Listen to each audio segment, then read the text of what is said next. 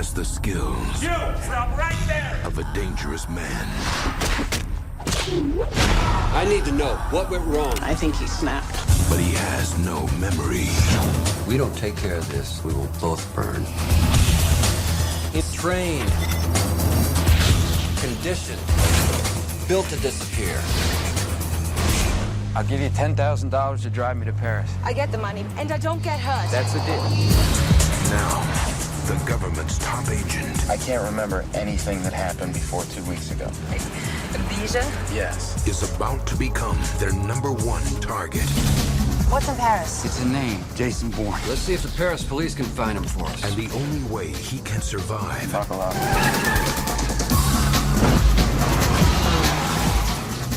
is to find out who he is I guess you're not home. Monsieur Bourne! I don't recognize any of this. before they find out Get the address. I think I got it. Enhance. where he is. Get everybody up. I want them all activated. Do it now! What is it? Something wrong?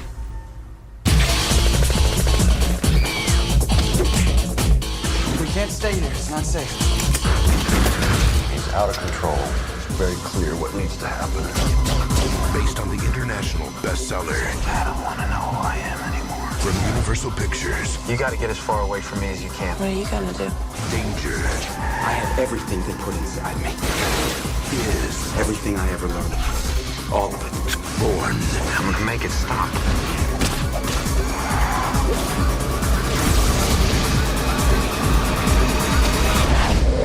The Bourne Identity.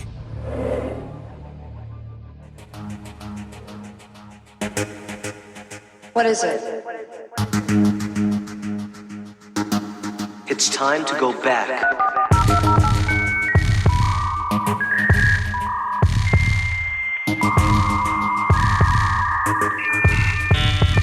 Welcome.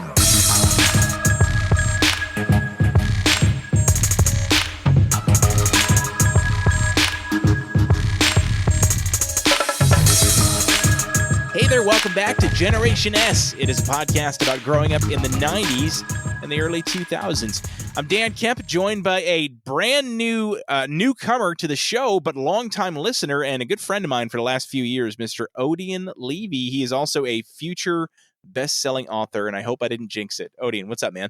Oh, not much, man. Thank you for inviting me to your podcast. Yeah, dude, absolutely. Well, listen, and apologies that it's taken so long to get you on the show. We've been talking about doing something together, I think, pretty much since I started doing the show, because and I so appreciate you. You've listened to, I think, probably pretty much every episode, and you always give me really good, feedback on it, and always give me great show ideas that I've absolutely used in the past. And so I'm glad that we finally got one that we could come together with, not only to talk about for the podcast, but also a chance for you to, talk about you. You do have a novel coming out. Very excited about that, Hummingbird. So we will absolutely be talking about that in greater detail, later in the show, because it does parallel with our topic today, which is going to be the Bourne Identity movies. Well, I guess just the Bourne movies, the Bourne Trilogy, with Matt Damon. But before we jump into all that, why don't you give me your elevator pitch for the audience here? What is Hummingbird about in a nutshell? Yeah, so Hummingbird is my debut novel. The series is about Kim Fenton. She's a CIA operative that's trying to break up a human trafficking ring. While trying to break up this human trafficking ring, she's finding herself in a bit of an espionage situation similar to Jason Bourne, where she has to fight against a system that is trying to take down the government that we know. All right. Well, there it is. Yeah. I mean, I love that, because that's it gives me just like Tom Clancy type vibes, or, that kind of general genre, which is, I don't know. You can't go wrong with it, man. I feel like it's one of those timeless, like you could literally set it in any time period and it works, because there's always going to be struggles like that. You know what I mean? Exactly. So awesome. All right. Well, then, yeah, as I mentioned, we are talking all about the Bourne Trilogy today. We're going to talk a little bit about kind of what led up to the Bourne Trilogy in terms of the movies that came before it, maybe in the 80s, the 70s. I guess we'll start even with like the 60s, with the kind of the the beginning of spy movies. Obviously, the first thing I think of with spy movies, in terms of chronologically, is you got to go with the James Bond series, right? Of course. So out of the 26, how many are there at this point? Oh man, there's probably more than 26. I know Ian Fleming started off as a book series that then became the movie series. So I know the books go on even further than the actual movies, though. Yeah, so I know there's at least 5 because I forget which one it was. They hyped it. I was like, oh, it's Bond 25. That was like the code word before they gave it the name. Mm-hmm. Out of how many have you seen? I'm going to confess, I haven't seen a lot of Bond movies. What about you? I've seen a couple. So like Ian Fleming was inspired to write the James Bond novels in Jamaica, which is my family's homeland. So he's like a bit of a local celebrity there. Nice. GoldenEye, Casino Royale, stuff of that nature. So as a Jamaican, I have to watch all the Sean Connerys. Of course, yeah. I like watching them in today's day and age because you see how like he has a camera that's like the size of a Hershey's bar. And he's like, oh, how'd you get the camera so small? I'm like, oh man, how far we've come. Oh, with the gadgets. But honestly, I think on the flip side, a lot of it hasn't aged well, just in terms of how James Bond like treats women and stuff like that. But just looking at it from like a technology standpoint, yeah, dude, it's crazy. I'd say the only one that I've seen start to finish from Sean Connery is Goldfinger, which I feel like that's probably his most, maybe not his most famous, but for me, it's his like that's what I think of with James Bond is Gold. I think of Goldfinger, and then I think of GoldenEye like 30 years later. Those are the two that I think of with James Bond for me. Do you have what would you say is your favorite Bond film? Probably Dr. No. That's probably one that's up there. I can't remember the name of it. I think it's a Room with a View, A Room to Kill. It's the one where Christopher Walken's the villain, only because because that was what that had to be like mid to late 80s. Then, yeah, right? That was that Roger Moore, or was that the guy who took over after Roger Moore? That was Roger Moore. And what was so funny is that he made like a computer chip that's supposed to like super powerful to take over the world. And that was like this big deal. And I'm like, wow, by today's standards, that computer chip couldn't outdo our phones. But hey, there we go. It is. It's crazy. Because again, you know, and it is fun to kind of like pick a random Bond film to watch and just see what was the pinnacle of even borderline futuristic technology of the age. And you look at it now and you're like, oh geez, that doesn't. So I'm wondering, like, some of the later films, like the Daniel Craig movies, what in those is going to look totally silly, 10, 15, 20 years from now, right? As far as technology goes. Now, so the Bond film started in the 60s, I guess technically rooted in the 1950s, really. But let's talk also, because we're going to get into like some of the later spy stuff, and then we're going to obviously talk Bourne. There's another series we took some notes before we started talking here, and there's a series that you listed that I've heard of, but I've never seen. It was from over across the pond in England. We're talking about not Marvel, but it's called The Avengers, which was an espionage series in England. What's the deal there? I've never seen it before. Have you watched it? I've watched bits and pieces. So what happened was that they were spy crazy. So you had the Man from U.N.C.L.E., you had James Bond and the Avengers. And so the Avengers was a male-female pairing that had like an episodic thing where every episode they were fighting some crime of using spy stuff. Who's the lady from Kill Bill? Oh, it's tip my tongue. Not Uma Thurman. Uma Thurman. She played. Yeah. There was an Avengers movie that came out in the early 2000s. Based off of that, and Uma Thurman played the female lead. So you can only imagine how confusing it was when friends of mine, they was like, "Oh yeah, we're gonna get the Avengers," and they thought it was already out at Blockbuster, and it wasn't. Right, yeah, because it was the old one, Uma Thurman one. Oh, geez. Now, okay, because when I think of the Avengers, I don't think of this. I think of Marvel, right? Like, when you think of the Avengers, like, do you think of this first? Thankfully, I read the comic books first, and I actually was confused when I was a child, because when I saw the TV show, I was waiting for Spider-Man or somebody to show up. And I'm like, they're just doing spy stuff. But I think what happened was, like, James Bond kind of made it where spies have fun gear and cool cars, and then other people kind of follow that format. And this Avengers was just like an episodic version of it. Yeah.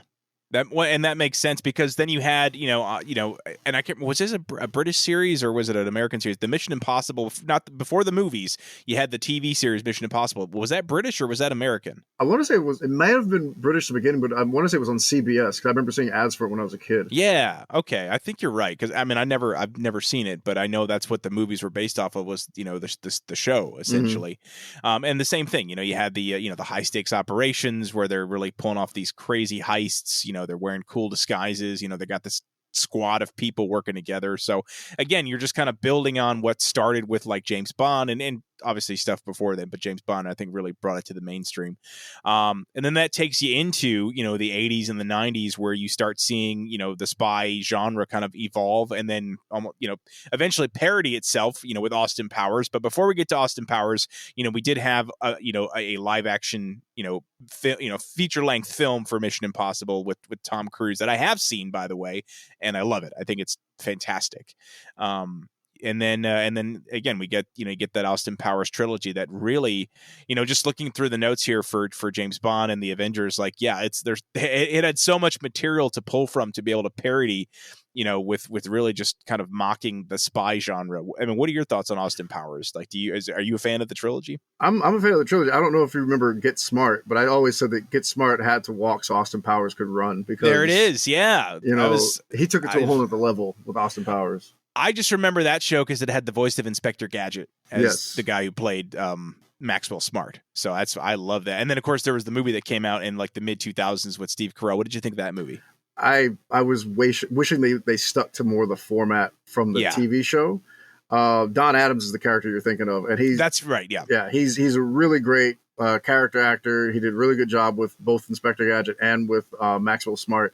I didn't think they did him justice in that movie, but as far as like Austin Powers, I think he took it to that next level to make it a British spoof. And the fact that he just eloquently like phrased everything perfectly, like he's stuck in a bubble so he can be as poorly as James Bond used to be, right? And still like in his own way. My favorite part was when Dr. Evil tried to take over the world. He's like, "Oh, I'm holding the world hostage for $1 million." And everybody's like, "Okay. I mean, how much more do you need? We can give you that right now." Right. Yeah. It's not really a lot of money these days, Really? Yeah. Yeah. Unfortunately for my wife, that is a movie that I can quote line and verse, and I do it far too often. So, like just random things. Like she'll be like, who left out this, this leftover, sandwich? I'll be like, "That's not mine." "Honestly, baby, that's not mine." And I'm absolutely going to be doing an Austin Powers episode on this podcast because it's one of my favorite film series of all time. Now, of the 3 Austin Powers movies, which is like your favorite? Like, how would you rank them? I would put the third one last, the second one first, and the first one second, only because I think number 2 did a really good job of taking that concept going one step further with the daddy issues and everything. Yeah. I couldn't believe how well they were able to pull off a sequel, because I really came in with like low expectations, because I saw Austin Powers on VHS because it wasn't something you normally saw was a good spy spoof. Oh, right. Yeah, for sure. I think I was either VHS or I might have even seen it on like HBO or something. I was too young to be seeing it in theater. I was 10 when it came out. So like I was in PG-13 movie. My mom was not going to take me to it. I know when the second one came out, I was a little older, and I know that like there was a big thing in the news where kids were skipping school to go see The Spy Who Shagged Me. Yeah. And I didn't see it until it was on VHS at that point, but loved it. I saw the second one first, and then I watched the first one afterwards. So, but I'm trying to think of which one. I probably a tie, honestly. I think 2 has the edge because of Fat Bastard. Yes. Over 1. I think that's the main edge. I think some of the jokes are funnier in the first one, just, personally, as far as like just some of the one-liners and everything like that. But, and then the third one, I don't know. It's fine. I think it's a distant third, though. I think they were trying a little too hard at that point to make it work a third. And who knows? Because there's talk of them making a 4th one. I don't know if they could do it at this point, though. What do you think? I think he could possibly do it, but he would be like a PC version of Austin Powers, because like where we are now, stuff that we found funny back then is just not the case. And so I don't think he would have the same appeal. My favorite line, I think, is from number 1. I use it all the time. You can only guess when I use it. Is that who does number 2 work for? And my wife gets mad every time. I say, "All right, we get it." You tell that turd who's boss. Yeah. Yeah, man. I agree, though. I don't know if it could work. I think we could definitely get another spy parody, but it's got to be something different, right? Yeah. It's got to be something new. So, all right, before we jump into the Bourne movies, let's talk about its star in Matt Damon, because, before we started recording, we talked about this. He was not an action star before the Bourne series. And quite frankly, I'd argue he really hasn't been much of an action star since. I think this was his like total pinnacle of being seen as like a badass. So before that, I mean, I think got famous for like Good Will Hunting, right? That was like really the defining moment in his early career. Of course, alongside Ben Affleck, that was their thing. He won the Academy Award. Like, so it was good, right? But I'm trying to think what came out after that. That was because it was Good Will Hunting in 97. Then 98 was The Saving Private Ryan. Yes, Saving Private Ryan, where he was literally Ryan. Yeah, right? he was Ryan. He was Ryan, which meant that he did not lift a finger. He was just waiting to be rescued. So fun fact about that movie, by the way, because it's one of my favorite movies. Did you know, and you probably did, but did you know that he actually so they put all of the other like actors like Tom Hanks and all those guys through like legit basic training and basically made them super miserable. And then they purposefully kept Matt Damon away from all that and just let him stay in the hotel so that when they actually rescued him, there was like legit hostility. Like, this he sat on his ass while we busted our asses to come get him. Like, I think it was like literally played up for for the film. Did you ever hear about? Yeah, I've heard that story before. What I found interesting is like the meme that we have of Matt Damon when he goes from young to old. Oh, when he ages. When he ages. And I remember preparing for this and going, that's literally the only like major scene in that movie. But when you look at the credits, like he's up there as far as top build. Yeah, no, he's right at the end there. That's the thing. Yeah, he's seen as this like mainstream. Yeah, which is I think ridiculous. And Vin Diesel's in that movie, and he didn't get nearly as much credit for what he did in the movie. No, Vin Diesel, Tom Sizemore was in that movie. Yep. There was a lot of good. I mean, and like up and coming, like future famous actors were in that movie. I'm trying to think. I can't think of any other ones off the top of my head, but I know there was quite a few. It definitely would, helped, get exposure for a lot of those guys. So along with that, in the late '90s, you had The Rainmaker, where he was, a lawyer. It was Francis Ford Coppola directed. It was based on a John Grisham book that I actually did read. It was a good book. He plays an attorney, and then here's one that I think. For me, made him believable as like somebody who could be intimidating, not necessarily a badass, but intimidating. I'm talking about The Talented Mr. Ripley, right? Mm-hmm. Like that movie. I mean, he plays a very good, almost too good of a sociopath almost, right? Yeah. So I thought that was great. And then of course he was in Dogma, right? With again with Ben Affleck, fantastic movie. And then what else? What else came out before? He did Ocean's 11. Oh shit, that's right. Not a major character in Ocean's 11. What's funny to me is like similar to Tobey Maguire's Spider-Man, where nobody thought he could do it because he didn't do any action before it. I felt the same way when he got the Bourne series. I was like, the guy from Dogma is going to be an action hero, really? Like, did you guys see Dogma? Yeah. Well, that and what else? Like Heath Ledger is the Joker. There's so many times where like people are like, let's go back further. Michael Keaton is Batman, right? They're like, really? Beetlejuice? Okay. And he knocked it out of the park, man. So, let's just, so do you want to, I mean, I guess we'll just kind of go through, like what was out at the time that it was kind of competing with in the box office, right? So, because it came out in 2002. So what else was out in 2002? I'm trying to think. There was some, I mean, that was a pretty big year for movies, if I recall correctly. So it's a perfect segue that Spider-Man actually came out. The first one came out that year. Oh, yeah. Okay. That was the movie that like rocked all the box offices. We had the second Men in Black, which I felt fell flat. And I didn't watch the second episode of Star Wars either, but that also came out that year. Oh, that's right. Yeah, I saw that later. It was okay. Yeah. Same thing a minute, but yeah. So actually, there's a lot of sequels. Yeah. Because then like Lord of the Rings came out around then too, right? I think that was the second. The Two Towers had come out that year. So yeah, I mean, you got another. Now I'd say probably that was like the tentpole film of the year, as far as that goes. That or Spider-Man, but and then of course you had what else? Shit, there was Minority Report. That's what I was thinking of. That Tom Cruise one, where he is trying to stop people from. Not predicting the future. It's like the whole idea crimes. Of like future crimes. Yeah. It was like a Philip K. Dick novel or something. I think. Yeah. So initially. It's loosely based on Philip K. Dick. I remember reading the book. I think what's interesting is that the three entities like live in a pool and then they like push out these wooden balls that have like the crime that you did on it. And so then he has to kill them before doing the crime. And so I remember watching that before seeing the Bourne Identity going like, I don't know if this is going to be the future of action because that's like you're literally stopping somebody before they commit the crime in hopes that they're going to become the evil person that you think they're going to be. Right, which is like a self-fulfilling prophecy or whatever. I don't know what you'd call that, but yeah. That's interesting. Yeah, so needless to say, there was definitely a ton of, power at the box office, and so out comes this brand new spy movie. So, okay, I was probably 14, almost 15 when this movie came out. I wasn't hyped for it. I never saw it in theaters. Like, did you know about this? Like, had you seen trailers? Like, how did you hear about this film, The Bourne Identity? So I remember seeing the trailers for it, and like I said, the guy from Dogma is literally on it. Because back in the day, you remember what they used to do, tell you trailers, the star from whatever movie, and so they said the star from Saving Private Ryan and Good Will Hunting, and I'm like, I wouldn't say the star of Saving Private Ryan, but okay. And so when you saw like the action sequences, it felt different because it was. If you pay attention to cinematography before in other spy movies, like we talked before, they normally do like these wide angle shots and you see like the whole world around it. But Bourne did all these tight, close shots, and in filmography, it's you get the action, the delivery, and the response.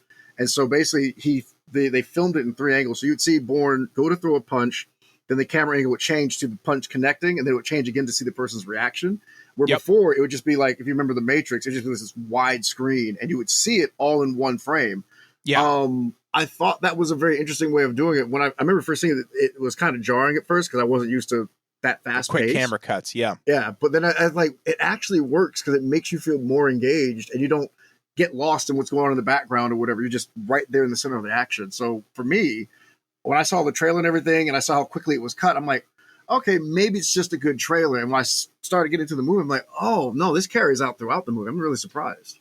Yeah, well, and I think it, because I feel like it's overused now in action movies, right? The quick cuts, and it's often used to like hide somebody's inability to like throw a fake punch or whatever too. Because I think of one, I can't remember if it was like one of the Taken movies, but it was Liam Neeson trying to jump over a fence. Oh like, man, everyone makes fun of it. That's the first thing that came to my mind. Yeah, we're like, I mean, how many times is a camera cut to him just climbing over like a 6-foot fence? Like, it's like embarrassing looking because like it's supposed to be this big action thing, or based on the camera cuts, and it's really just Liam Neeson climbing a fence. Yeah. But I think this was one of the first films to really kind of take advantage of that filming style, but it works, right? Because first off, it makes Matt Damon believable as a guy that could kick your ass, which in and of itself, I'd say is a true accomplishment in filmmaking. But it does, it just, it's so jarring that like you literally are like, you're almost on the, it just like kind of heightens your own senses. Like you almost tense up because you're like, oh, this is just coming at me so fast, and you can't really process it all as it's happening. Yeah. Because, you know what I mean? It's cutting so quickly. So, I don't know, man. Do you want to like go into the actual like plot elements of the film, or do you want to just kind of talk through like your thoughts on the movie overall? What do you think? Oh, we'll go through the plot elements, and then wherever we go, we go. Because like for me, the start was different. You have him floating in water. He has amnesia. You know as much as he does, so it kind of puts you in the same spot that where he's trying to discover what's going on. He has like a beeping beacon with like there's like a little red dot under his skin. And he's trying to do surgery on himself to remove it. And so I remember sitting in the theater and like everybody's confused. This is not how an action movie starts. This is not how a spy thriller starts. He is the worst spy ever because he's unconscious in the first 5 seconds of the movie. But when he goes throughout his life and tries to like piece things together, he finds out where he used to live. He found that he had a security deposit box, and in it had all these passports and assumed identities. And it was like once he saw that, you as the audience came as aware as he was of how crazy of an action person he could be. And that's when he had his first like breakout fight. And I think at that point we were sold that he definitely was the guy to be. Right. Yeah. Well, because he like basically he's like, wait, oh shit, I know kung fu or what, like he doesn't realize he knows how to fight, and then it like his instincts kick in, and like, oh yeah, okay, this is good. Like this is going to be awesome. Because he travels to to Zurich, and he tries to figure out what's going on with this. He's got like this bank account number that is embedded in his hip. He's trying to get that money, and all of a sudden he finds all this stuff. It's like, well, it almost reminds what it reminds me of in a totally different way, but like Total Recall, where Arnold goes to Mars and is like he realizes he's this whole other person that has his own stuff there, and he's like, whoa, okay, this is interesting. So I almost wonder if that like inspired this a little bit of like just kind of like not having him having no memory of your past and like discovering all this crazy shit. I do think that you can say it got inspiration from it because, like you said, just like with Total Recall, until he went to the recall machine, right? There was no way that he was just the regular everyday guy. Yeah. I do find the part that was the most interesting to me is that the trope of amnesia is that you have it and then you slowly lose it, and all of a sudden you go back to being your person. He never goes back to that person. Like whatever happened before is just gone. Right.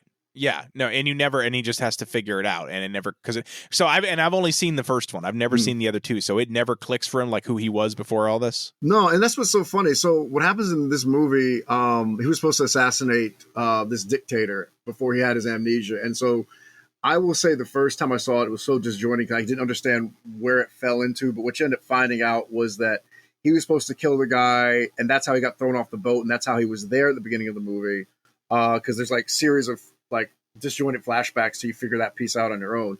And so the climax is that as he gets to the person to try to kill him, he's like holding his child, and he makes the decision like, I'm not going to go through with this, and he goes on his way, and that's when Treadstone, everybody's like trying to get rid of him. But it was almost like I kind of wish, now that we live in the day where everything has a prequel or whatever, that there was a prequel to show what kind of person he was before he became this. Because if he's this great now with amnesia, how great would he be if he actually had his mission? Right. Yeah, exactly. So, yeah, I mean, so throughout the movie, obviously he's trying to like kind of put together the pieces of his identity while never actually like having it click. And then, so he's part of I remember he's like part of like a covert agency. He's like you said, he's an assassin. Mm-hmm. And then, he's I again, it's been a while since I've seen it, man. So take me through it. How do we kind of get to the end of this film? So what's so weird about the movie is that like, it's a failed mission. And somehow through all the back and forth, he realized he has to kill this guy. And like I said, he doesn't do it. And so what's wrong is that Treadstone is like, all right, he didn't assassinate this guy. So we're going to have to kill him, Bourne, and kill the guy to put status quo back. Obviously, Bourne gets away. But the thing that bothers me the most about the other spy movies, which made me feel more grounded with Jason Bourne, was the car chase scene. He drove off in a Mini Cooper. Every spy movie before that was like Jaguars and Aston Martins, always these fancy, sexy looking cars. Yeah. And Jason Bourne fell in love with this girl who he later marries, but gets with at the end of the movie. And she owns just a Mini Cooper.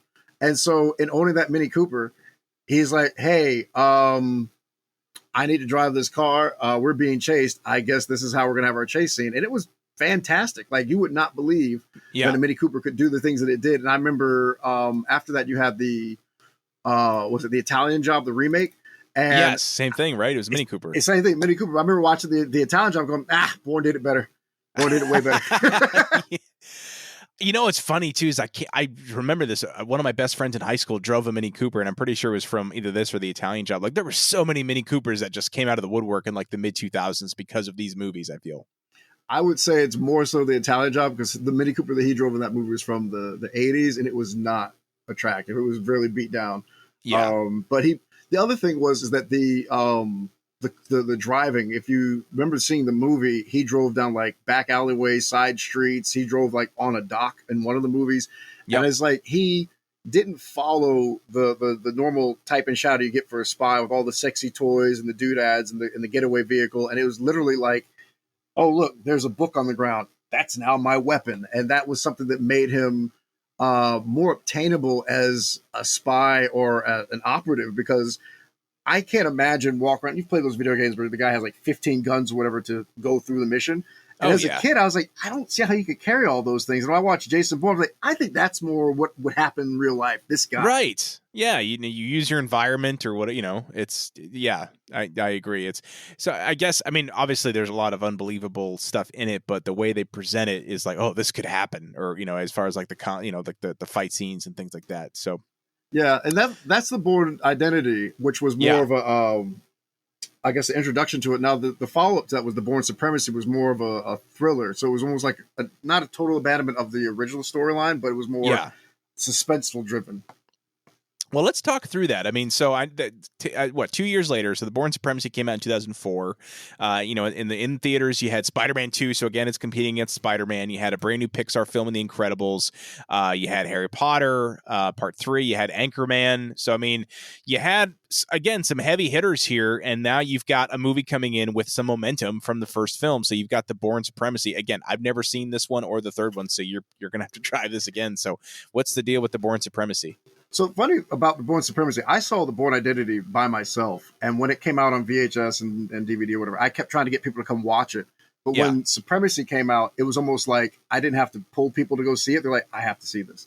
Like, how is this guy so awesome? So the movie ends with him leaving with his girlfriend. And in the first 10 minutes, she gets killed. Oh, geez. Okay. So it's like, think of like John Wick and his dog dying. And that drove him to do like all the killings in this movie. Yeah. They were trying to get rid of Jason. She's in the car with him. The car gets, they knock the car over a bridge. He's trying to get her out. He can't get her out. She dies. He gets out the water. He sees the guy who knocks him out the water. He makes eye contact with him and he's like, you're dead. And that's how the movie like kicks off. And I remember sitting there going like, very beginning, oh, he's happy. Everything's great. Oh no. Yeah. Jeez.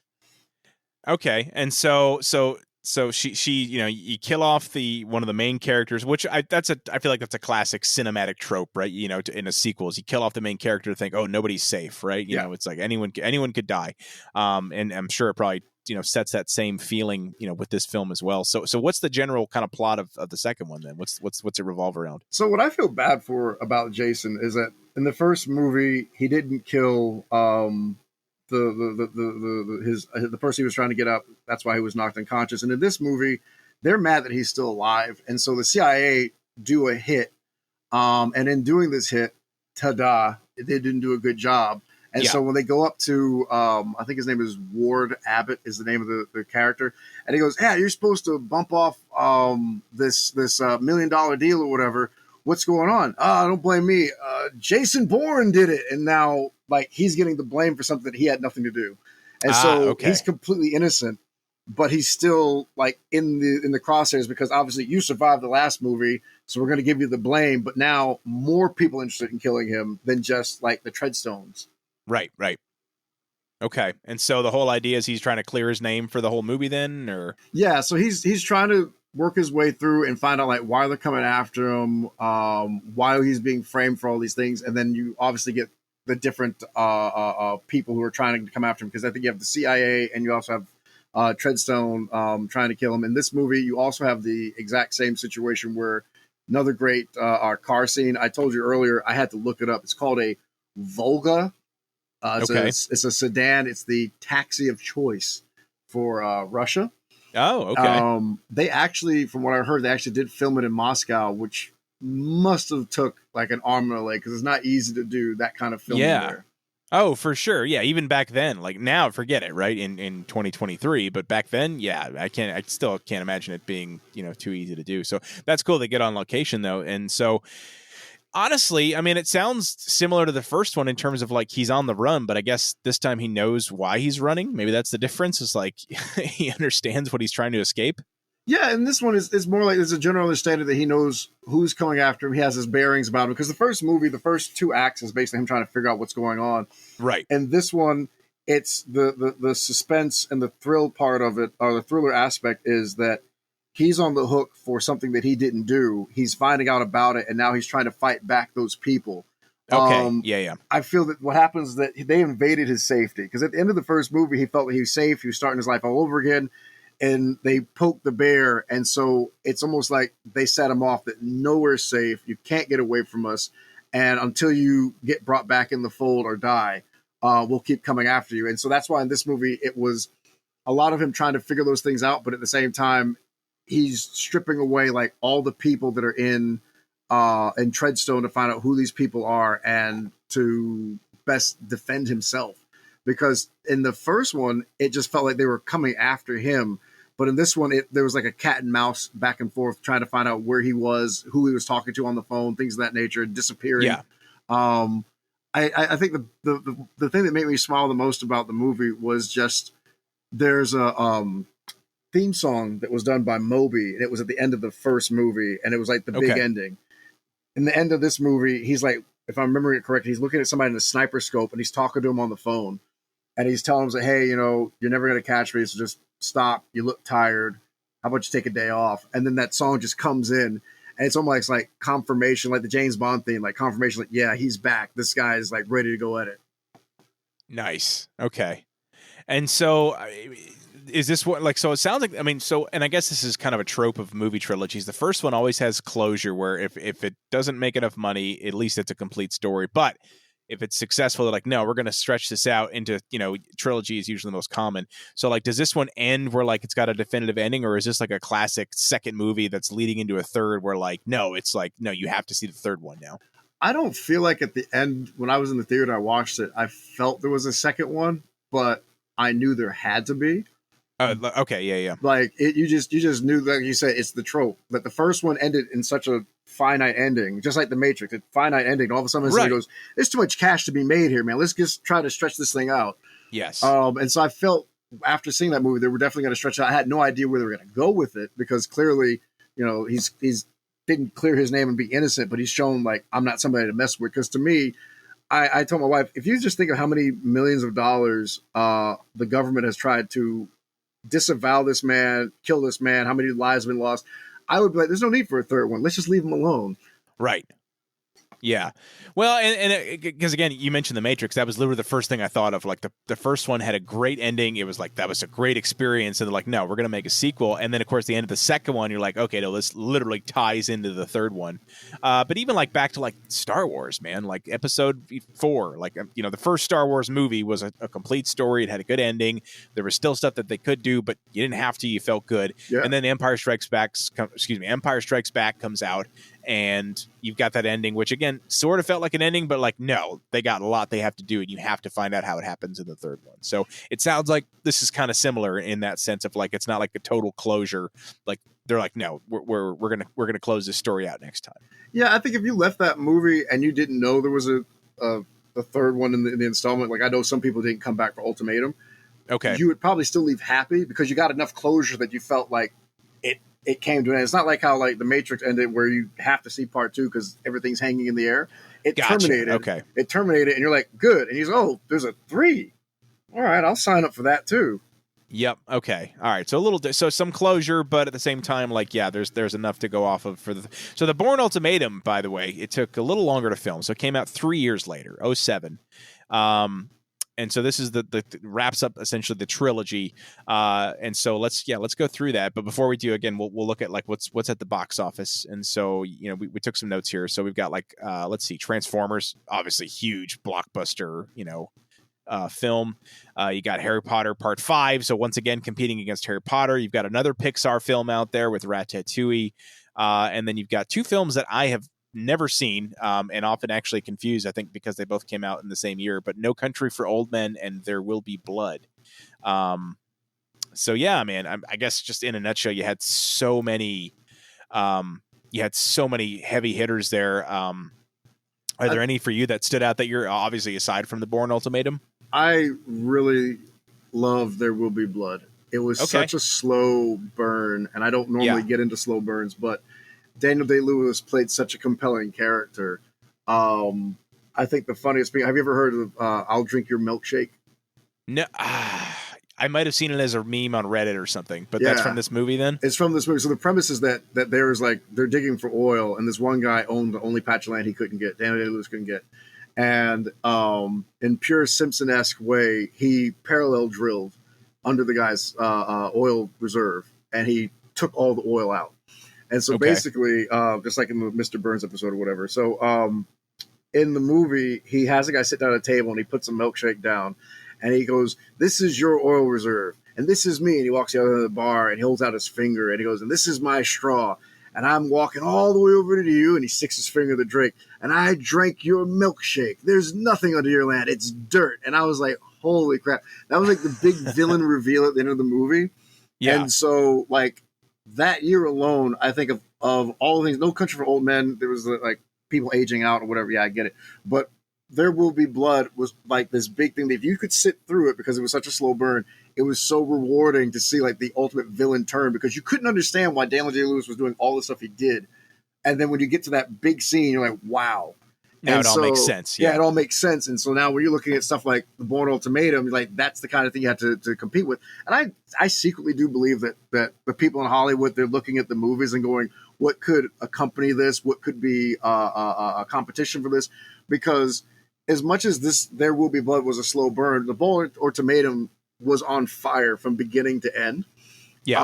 I heard, I'm probably going to get the number wrong, but there's over 1,000 takes in the Bourne Ultimatum from like all the different angles they had to do for the movie because they wanted the movie just to be fast paced all the way. Yeah. And I think if you look at the other movies that we talked about earlier, these were more outside of like Transformers. These movies are more pacing of a story arc. They're trying to build something out. This Bourne Ultimatum was like, look, they're coming after him, and what he's going to do is try to kill off Treadstone and just end the whole operation. And so with that being the beginning of the movie, Jason Bourne is just like go from the very beginning of the movie. I think the funniest piece of the Bourne Ultimatum is that he almost felt like he's Superman. There's a scene where he's in a car and he literally drives it off of a car park onto another car, rolls out, shoots another car, tires out, gets in another car and drives off, all just to get away from a person who's chasing him. And I'm like, I wouldn't have survived that. I think I would have done 2, and then they would have found me on the ground. Well, let me ask you that then, because we talked about how the first, couple of films had a lot of like this could actually happen. Do you feel like this one almost jumped the shark in that sense, where it was almost too over the top? I think it was too over the top in the sense that, yes, they were doing a lot of things in that movie, but I think it was like finally like a release of, because this is supposed to be like he's starting to remember more about what's going on in Treadstone. And he never gets a full recall of his entire life. And I think that was what they were trying to get up to, is like, all right, first movie, he doesn't know who he is. Second movie, redemption for lost love. And then this movie is revenge. And it's revenge from like, I think the first 10, 15 minutes, we're just in full revenge mode. I don't feel like the movie would have been good if they tried to repeat the previous one's formula. I think this does the rare thing of a trilogy that gets better over time. Gotcha. Where not a lot of people can actually say they can do that. So let's kind of go through it then. So like, what's the general, the general plot here is just more of the same, where he's trying to take down Treadstone and he's trying to just basically get revenge and tie everything up, or so what happens is that there's a thing called Black Blair, which is an upgrade to the Treadstone project, and he is actually trying to get back at that and to like destroy to get the people who are in charge of the upgrade to Treadstone, because he doesn't want any more of this out in the world, right?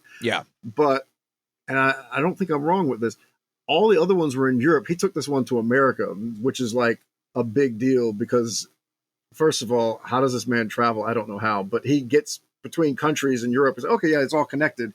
But I want to say this one was all in New York, which, like in a post 9/11 world, blowing up buildings and stuff of that nature, I didn't think they were going to do it in New York. And I think it really did blow me away, because I want to say he was in Manhattan for most of the movie, doing a lot of the like blowing up stuff. And well, there's a piece where he was in Waterloo. That was at the very beginning, but yeah, for it being most of it in New York, that was just crazy for me at that time. Yeah. Okay. So, I mean, this comes out in 2007. It's the culmination of this story that's been going on for the past 5 years, as far as, the other two films. How does it end? Is it like, because I do know that he comes back as Jason Bourne in a future movie, but from what I understand, when this came out, this was supposed to be it, right? This was the end of the story. Yeah. It's supposed to be that he escapes, and that's like, we're completely done. The going back to memes or whatever, that's the meme where the guy goes, "Oh my God, it's Jason Bourne," where there's a guy in the Waterloo train station, and he's trying to get away, and Jason Bourne is trying to help him escape, and all these different operatives trying to come after the guy meet up with him in a hallway, and Jason just like kills all of them and takes one gun, looks right into the camera, and the guy goes, "Oh my God, it's Jason Bourne," as if like they didn't know who was doing it up to this point, who this guy was working with. And when they found out it was Jason Bourne, it was a big deal. There was a big fight with a guy named Desh. And I think that to me is definitively the best fight, because it goes back to what I was saying, where everything was a weapon. This man took a towel, picked it up, tried to choke him with it. He took out a book, and he slammed it on the guy's head, and then he was hitting the book, so it'd be a wider thing to hit him in the face with. Yeah. And I remember just watching it going, this is insane. He had a rooftop. Before that, there was a rooftop chase. So they chased him up a building, over several rooftops. He jumped into a building. The guy followed him, and then that's where they fought in somebody's house. And I always thought it was so convenient that when he gets in these fights, it's always like somebody's empty apartment. I just right, yeah. Somebody opened up the door like, whoa, close the door back. Yeah. Oh, geez. Okay. So, all right. I'm assuming I got to assume you saw this like opening night, right? Or I mean, are you in and around there? I saw it at the midnight show. Like, okay, so yeah, you were ready. Like I was ready. I didn't know midnight shows existed. I saw one movie midnight show at the time was GoldenEye, and that was like a once in a lifetime thing. And then when this came out, there's a movie theater down in Gwinnett called the Big Purple. It's a Regal theater. Okay, and my friend goes, "Hey, you like that Bourne guy, right?" So yeah. So you want to go see him at the midnight show?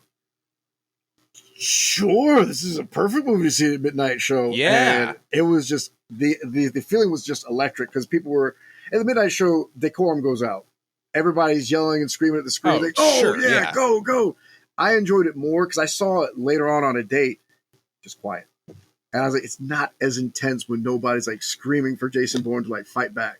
Yeah, well, I think honestly, a full theater of enthusiasts, I don't care if it's midnight or whatever, but like if you've got a theater full of people that are like not being disrespectful, but like go really into it, that makes any movie better, right? Yeah. Like, I mean, this is action, obviously, but even like a comedy movie, right? Like, I do not enjoy watching comedy movies alone for the most part. Like, I'm never going to laugh at a comedy movie when I'm watching it by myself. I don't care what it is.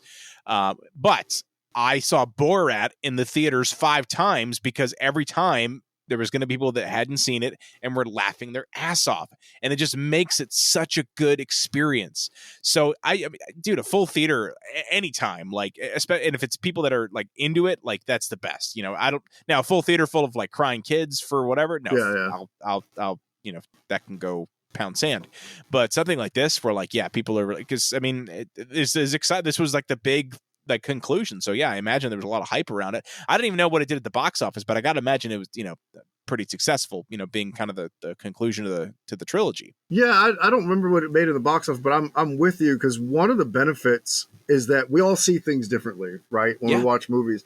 And when you're in a crowd that's all respectful and enjoying it to the same level you are, the reaction of the crowd can jar you to react to what you're seeing on screen. I didn't see him pick up the towel, but when he picked up the towel, there's like an audible gasp, like, "Oh, what's happening?" And like you're getting ready for what's happening, right? And so that when you go to that one where it's flat, like you say, a comedy movie where it's flat, if nobody's laughing, there could be some inside joke, and your brain's not even keyed into it because no one else is reacting with you.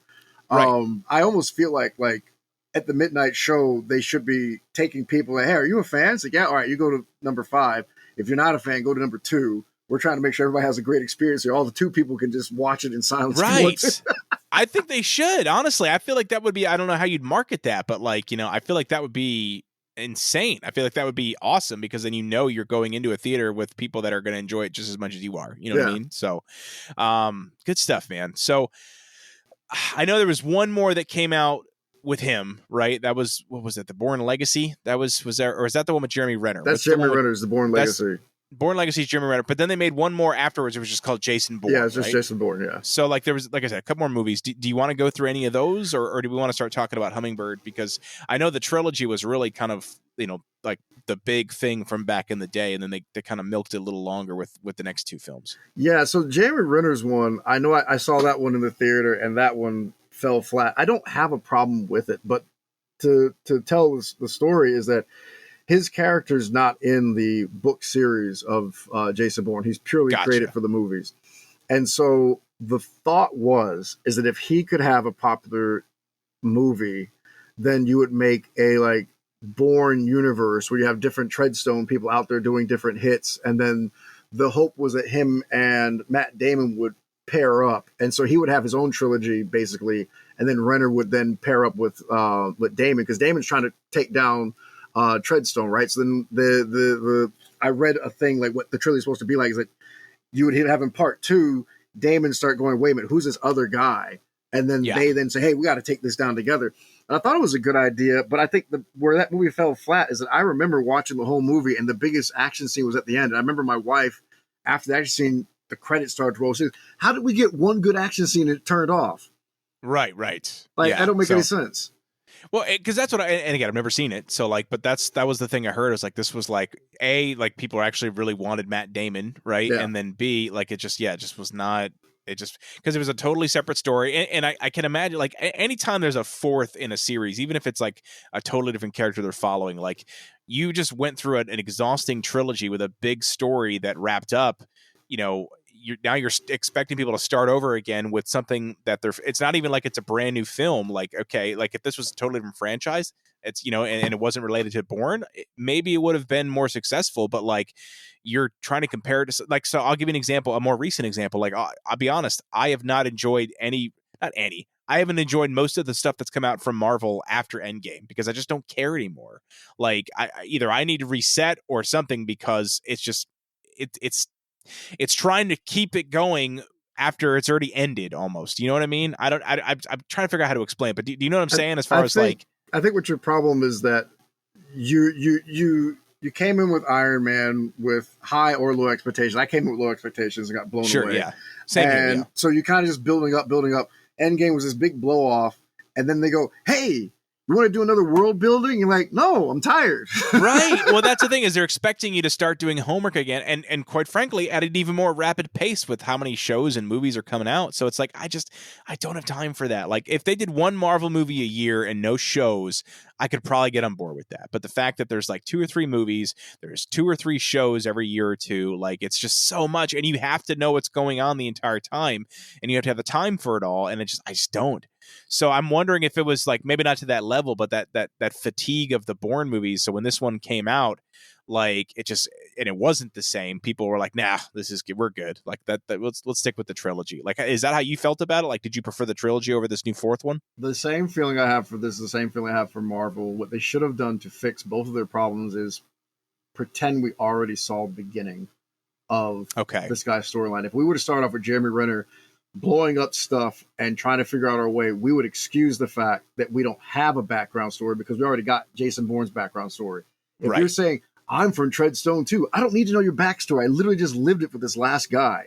Right. And if he would have just ran off with that, I think that he could have at least gotten a sequel to spread his wings a little bit more and to show that how much better his character can be. Because I think Jeremy Renner was a really good action star. And I told my wife, give the man credit. Nobody liked him as Hawkeye. And as Hawkeye, he showed up in the Thor movie. He was one of the reasons why the Avengers had a hard time. And then he gets this Bourne movie, and everybody goes, "Oh, okay, well, I guess he's an action star." And, Matt Damon wasn't, so maybe he can do this. And then he didn't. And I'm like, but he had so much potential because he had the look. He had a great sequence at the end. It's just not enough. Nope. And quite frankly, I mean, to me, he's Hawkeye. That's all I see when I see him. Like, that's Hawkeye. I can't see him as anything else, which is, I don't think it's a bad thing. I think he's great. That's one of the few Disney Plus series I actually did like was Hawkeye. I think Jeremy Renner's great, but yeah, he's Hawkeye. That's it. I won't lie to you. I did not enjoy him in Thor because I didn't really like Thor, and he started to grow on me just like Loki. He started to grow on me.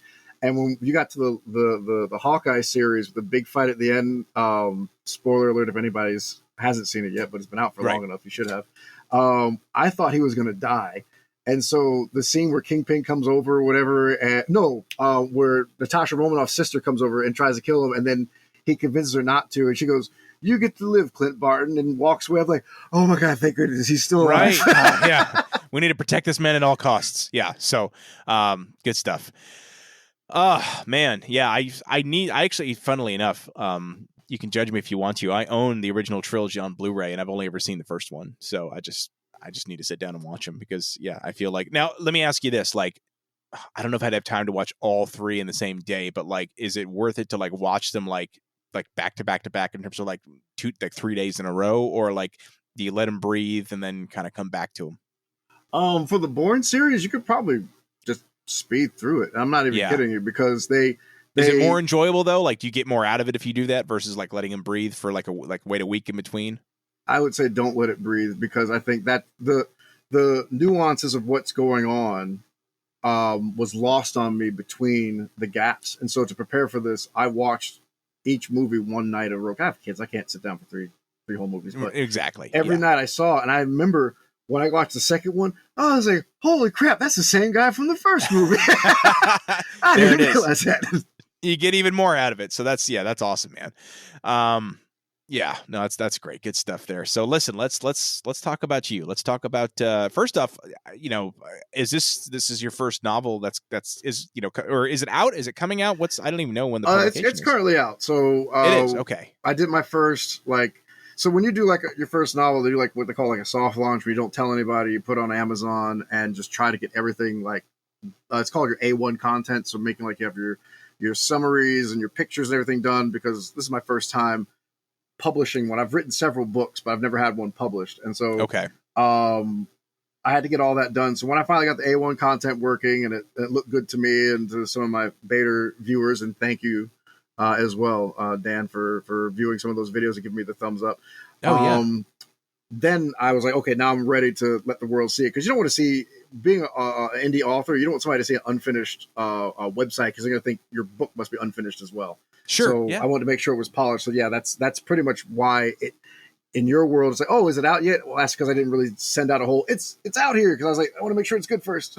Sure. Yeah, I got you. No, absolutely. So, and it's funny because when we first met, I mean, we honestly, our biggest thing we would talk about a lot was wrestling, right? Because we both love pro wrestling. But and then I figure out, I kept trying to remember how I found out you were writing a book. You might have even just told me, but what was it that inspired you to write, this book and writing? And you always, it sounds like you've written before, so maybe just a passion for writing. But what was it that was it the Bourne films that inspired you to write this? You're like, I want to do this too, or did that just come about organically?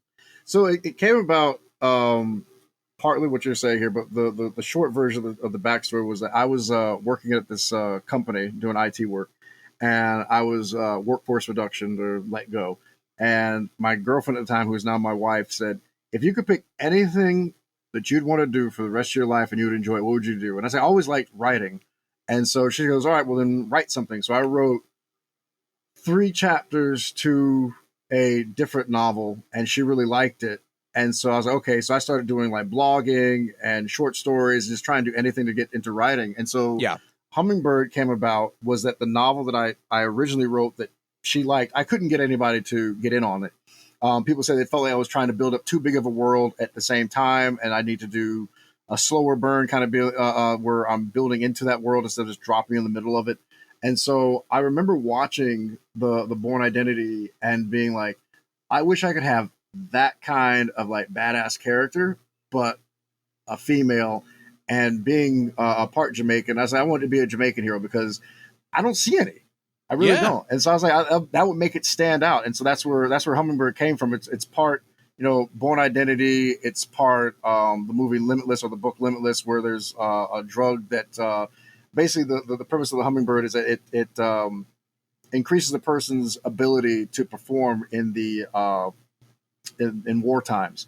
And so she's trying to stop that from happening. And so I was like, I'm trying to marry different sci-fi things, but as well as having it being a Bourne Identity thing where it's a spy thriller, because you don't know what's happening next. The character doesn't know what's happening next. And even though it's pushing forward this espionage thriller aspect, there is this sci-fi undertone to keep people interested who might be into sci-fi. Ooh, if this sci-fi thing gets into the wrong hands, everything could go wrong in the world today.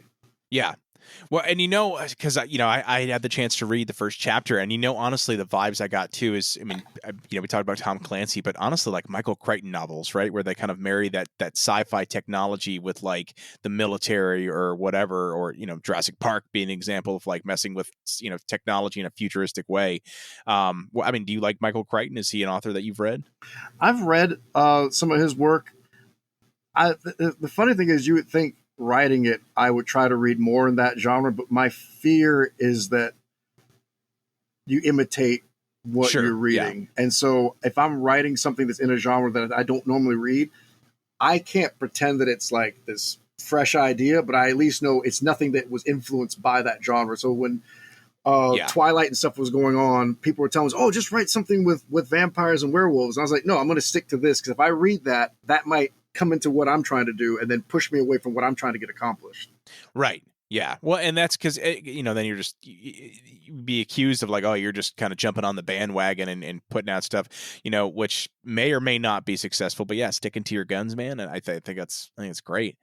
So, all right, do you want to talk through? Because I know, one of the things you were excited about was, talking about kind of the parallels between the Bourne films and Hummingbird. Do you want to kind of talk through some of those then? Yeah. So one of the tropes that they tell you when you take writing class is never to lead with amnesia. And so, the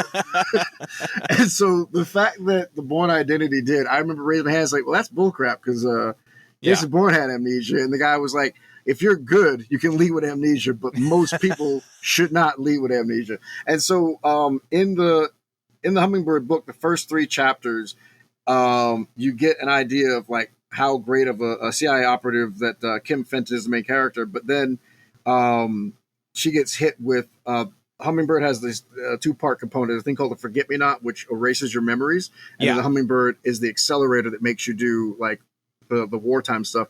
And so she gets captured and her mind gets erased. And so now the parallels between Jason Bourne and her are almost neck and neck. She can remember like how to fight, how to use a gun, how to drive, like, how to defend herself and things of that nature. And even in the book, I try to draw that out because I thought that Bourne did a really good job of trying to show you that, but in writing, you have to draw it out a different way. And this is from a first-person perspective. So she has an actual conversation where she goes, I know what a car is. I know it comprises of 4 tires, an engine, and seats, but I don't remember what my first car was. And so it's like, it's showing you that where those lines are drawn in that amnesia-like state. And I thought it was funny. I showed it to a friend of mine who was telling me that don't start with amnesia. And when she got to chapter 4, she was like, amnesia. I said, it's too late now. You're too far in to turn around. That's right. It almost reminds me of like some classic video games where like you start off super overpowered and then you lose all your powers and you got to get it all back slowly but surely. Like you start off as a badass so you know what you're capable of and then you got to get it back, right? It's kind of a similar journey, it sounds like, for Kim Fenton. What was that? It was like a Mega Man X where you had all those powers and like you lose the first villain and then you're gone. Right. Or like I was thinking like God of War, the sequels to God of War, or like Castlevania Symphony of the Night on PlayStation 1. So there's all these different ones where like, you start it so you can see like what they're truly capable of. And then you kind of you hit the reset button and then they work their way back and then they kind of earn it. Like you see them earn it. And then, I feel like you've got that bond with the character at that point so that you want them to earn it back. Yeah. You know what I mean? So anyway, I'm sorry. I totally cut you off there with that. But as far as like, so her journey, so talking about the amnesia, what about like the rest? I mean, I don't want to give away the plot here on the podcast. Obviously I want people to buy the book. But what are some other parallels with the Bourne films? So the other parallels is like, you have Treadstone as being like this ultimate evil. And so the human trafficker is it. So to give you a time frame, this is a post 9/11 world. Okay.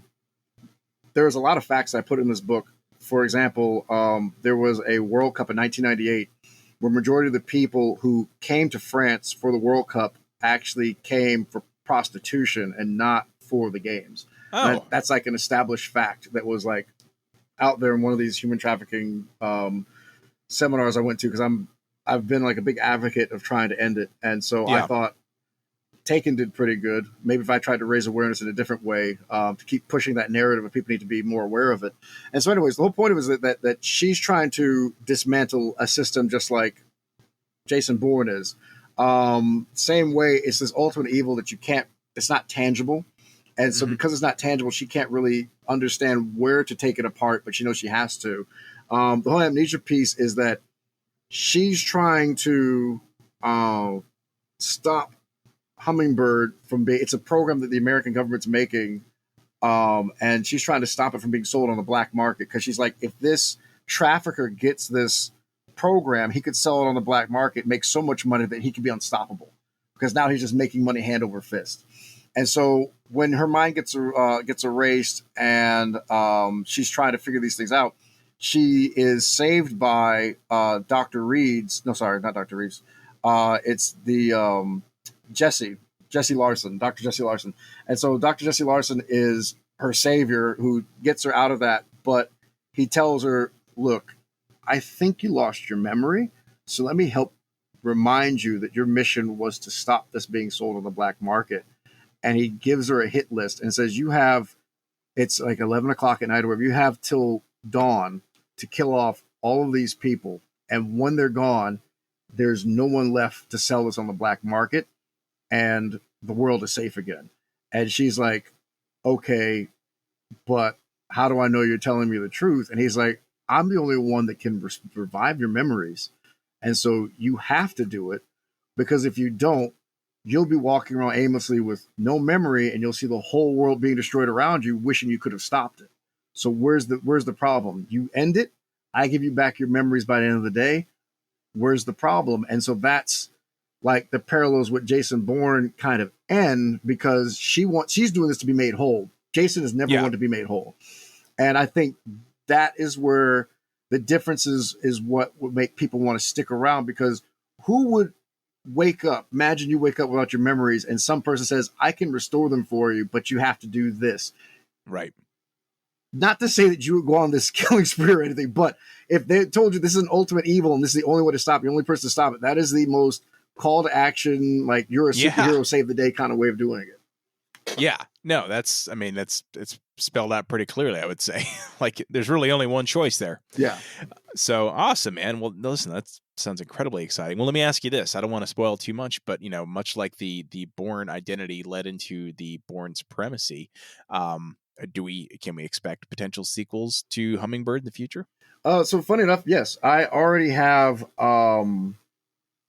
40,000 words, 42,000 words written on the second novel. The hope is that it'll be finished before the end of the year, and I'll be releasing it September of next year. Nice. So one of the benefits of being an indie writer is that I don't have to wait on the machine to deem when I can release. So if, let's say you're a writer and I go, Dan, this is the greatest piece of literature I ever read. See you in 18 months. And that's literally what happens. They put you on the shelf for 18 months and they try to make sure they work you in a schedule that works best for you and all sorts of stuff. And yes, they're doing it to gear you for success. So I'm not saying there's anything wrong with that. My hope is that the fans would appreciate that instant gratification of, hey, I don't have to wait 18 months. I have to wait 3 years to hear back from this guy. I'm going to get a new book every year to keep this narrative going forward, because my hope is the book that I started off with my wife back when she was my girlfriend, I'm ultimately trying to build towards that. Like I said, They said this is too much of a concept. So I was okay, I'll slow burn you into it, that you're going to get these action novels. And when you finally get to the big one, because the best part about it is that one's already been edited and been waiting in the wing to be released. So I can't wait to get to that one. So I just push the button and go, boom, it's gone. Finally. That's perfect. Awesome, man. Well, I'm excited, and I definitely am going to check it out. So let's talk me through it. So, I mean, in this day and age, you got to ask, like, is it digitally released? Is it going to be paper, like physical copy you can go buy? What's the plan here? It's on Amazon only. I'm doing something that a lot of indie authors don't want to do, but I released it on paper as well as digital.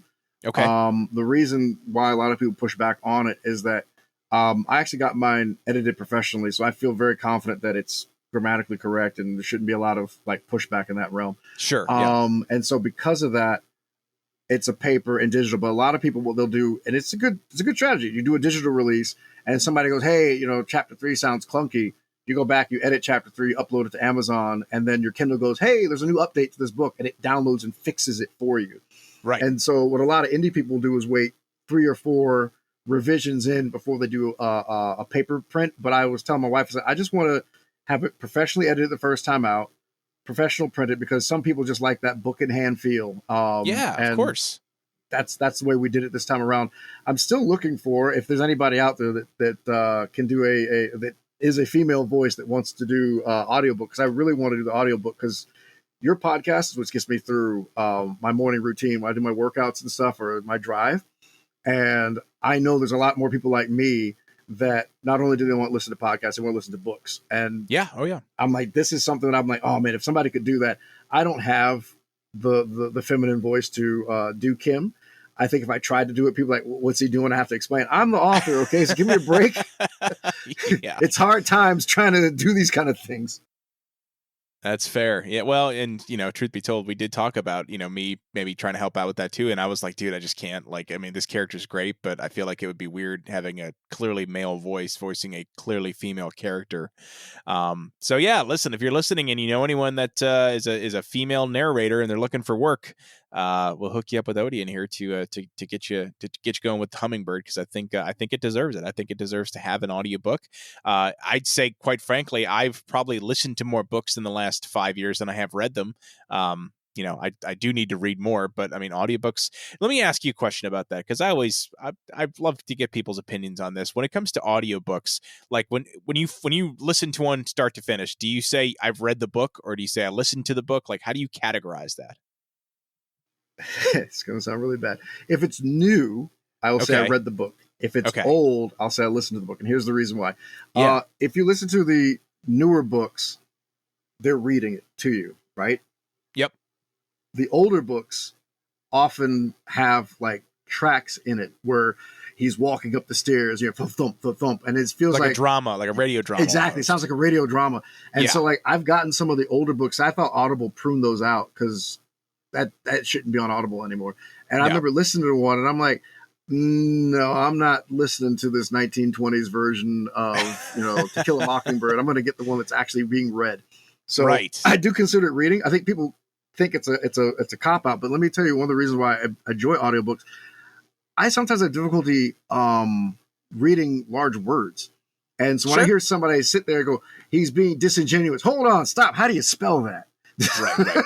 Yeah. Yeah, when you're reading it, and now I think there's a benefit, obviously, like if you're reading on like a Kindle, you can like look up words on the spot to say, oh, what does that mean? Okay, cool. But if you read a paper book, like you don't have that necessarily. So, sometimes, or like I always love, hearing an audiobook, narrator pronounce words in a book that like I know I have read, just to be like, oh, I've been saying it wrong my whole life. Like I'll use like Harry Potter as an example. Like I always pronounced the character Hermione, I always pronounced it Hermione because no one ever read the book to me. And so that I finally heard the audiobook. Actually, I probably saw the movie first, but I heard the audiobook and like just hearing them pronounce things so differently. So yeah, you get a very different vibe out of it. And I prefer to listen to audiobooks at this point, because you can, it's way easier to listen to them doing things that you can't do with a regular book. That you're like, you can read a book on a treadmill, but I'm not going to go for a run and read a book, right? You're gonna, or lift weights and read a book, but you could listen to one for sure and still get just as much out of it, I feel. And I feel that the point of an audiobook is that the narrator is trying to keep you engaged. And I think your inner monologue will get boring. You're like, and then she opened up hey, why don't we eat a pizza? Isn't that better? Right. And all of a sudden you're just like sidetracked, but that narrator straight to the point, never delays and gives keeps you on track. Time. Exactly. No, you're absolutely right. So, dude, I'm so excited for you because I know you've been working on this for a while. This is something that you are really proud of, as you should be. I will make sure to include a link to purchase the book in the episode description here. So, seriously, man, thank you so much for coming on to talk about this. I want to get you back on to talk about, other stuff as well, and, I hopefully at that point will be able to introduce you as a soon to be best-selling author, but I'm very confident that that's going to happen. So seriously, truly, congratulations, Odian. I'm so proud of you. And I'm so excited to see how the world, experiences Hummingbird for the first time. I can say, as a longtime listener and fan of this podcast, it's an amazing opportunity to actually be able to, we talk like this all the time, and to actually have it like recorded, it feels like it's productive. Yeah, right. Yeah, it's on the record now, man. Yeah, exactly. So thank you, Dan, for opening up your podcast and the invitation. This was a lot of fun. It's very rare that I can actually talk ad nauseum about stuff that I like, and I'm just glad we're able to do it, and I can't wait to do it again. My pleasure, man. We'll definitely get you back on. And guys, thank you so much for listening. As always, make sure you are checking us out on Facebook, on YouTube at Generation S Podcast, on Instagram, on TikTok, and recommend this show to a friend. I always tell you, like, if you know somebody who likes this, and Odian, you are like one of my biggest fans because you're always sharing my stuff out with people. So, guys, if you like this show, if you like talking about growing up in the 90s and the early 2000s, tell a friend, leave a review on iTunes or on Spotify. What that does is that makes the podcast more visible to everyone else. So just go in there, leave a quick review, takes 2 seconds, and it really helps me out. It helps the show out tremendously. So guys, thank you so much for listening. And as always, we'll talk to you soon. Goodbye.